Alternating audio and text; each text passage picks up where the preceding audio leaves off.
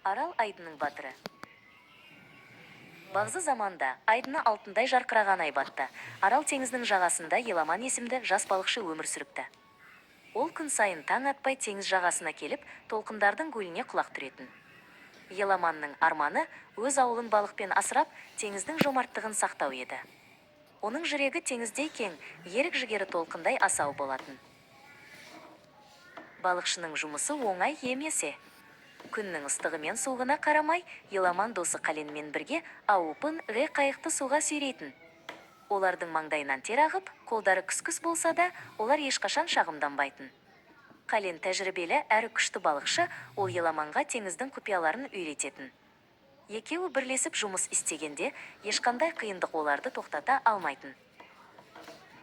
Күн сайын олар теңіз төріне шығып, үлкен торларын суға тастайтын. Еламан тордың әрбір түйінін мұқият тексеріп, балықтың көп түсуін тілейтін.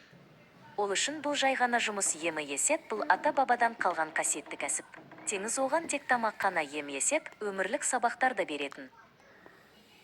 Берді кенеттен зграпыл дауыл басталды. Аспанды қара бұлт торлап, теңіз ашулана бастады. Қален қайықтың ескегіне жармасып, Еламанға айқайлап нұсқау берді. «Берік бол, Еламан. Теңіз біздің төзімімізді сынап жатыр», деп дауыстады ол. Толқындар қайықты жан-жаққа шайқап, оларды жұтып қоярдай айбат шекті. Еламан қайықтың діңгегіне жармасып, торды жібермеуге тырысты. Оның бар күші сарқылуға шақ қалса да, ол ауылдағы аш балалар мен қарттарды ойлады. «Мен берілмеймін», деп іштай бәкенде ол. Оның ержүректігі мен қайсарлығы тіпті теңіздің асау толқындарын басып тастағандай болды. Жағада оларды Ақбала күтіп тұр еді. Ол Еламанның амандығын тілеп, қолына шам ұстап, қараңғы түнде жол көрсетті. Ақбаланың жүрегі балықшылармен бірге соғып, олардың қиын еңбегін терең түсінетін.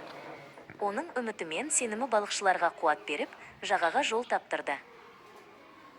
Дауыл басылып таң атқанда, тордың балыққа толғаны соншалық, оны судан шығару қиынға соқты. Еламан мен Ақбала жағада кездесіп, теңіздің берген сыйына қуанды. Олардың арасындағы достық пен бірлік кез келген қиындықты жеңетіндерін дәлелдеді. Тордың ішіндегі күміс балықтар күн көзіне шағылысып жарқырап жатты. Қален ауылдың кішкене баласы Райға тор тоқуды және теңізді құрметтеуді үйретті.